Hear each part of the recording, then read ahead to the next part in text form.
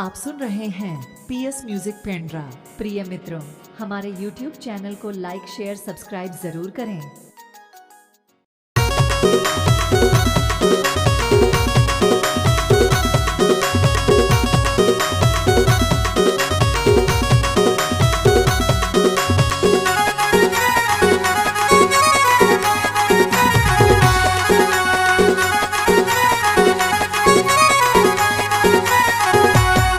नवजुग के हवा दीवाना का करके कचहरी थाना।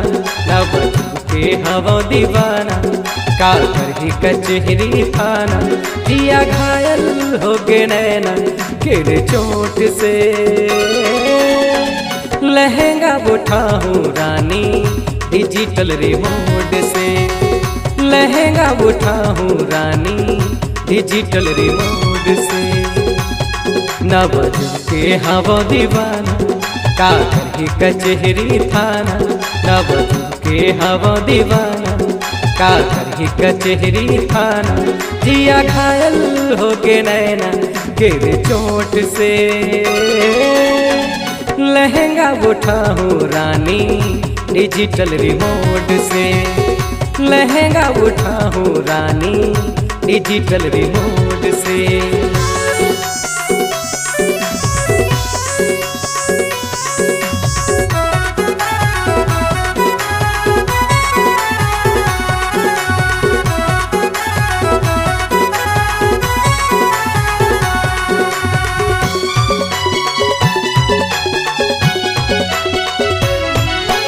संभर पखर घिसलात लहेगा रेंगे तगाव गली मावो। रेंगे तगाव गली माँ।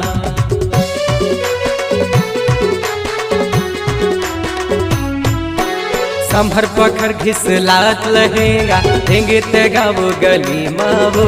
रेंगे तगाव गली माँ। एती ओती चारों कोती जवारा घूमे गुलाबी कली तैवो। घूमे गुलाबी कली तय। आना रानी तिर मायाना ज्यादा झन मोला तरसाना। आना रानी तिर मायाना ज्यादा झन मोला तरसाना। रस टपका थव तोर वो होठ से। लहंगा उठाऊं रानी डिजिटल रिमोट से। लहंगा उठाऊं रानी डिजिटल रिमोट से।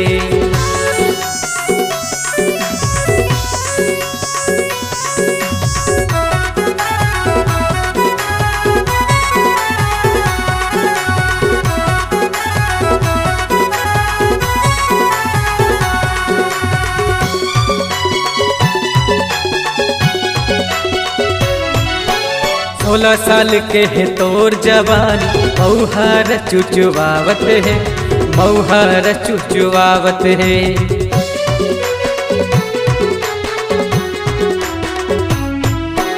16 साल के है तोर जवानी मऊहर चुचुवावत है।